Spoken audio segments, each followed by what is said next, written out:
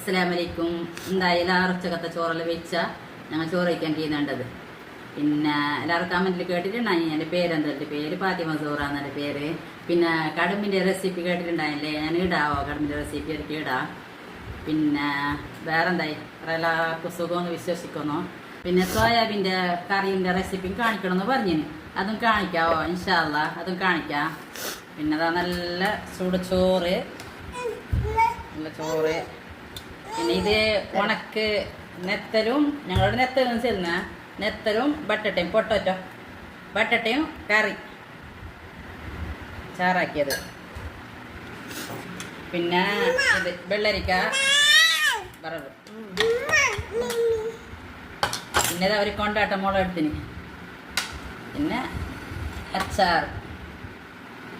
എല്ലാവരും എപ്പോഴും പറയും പോലെ സബ്സ്ക്രൈബ് ആക്കണം, കമൻ്റ് ആക്കണം. എല്ലാവരും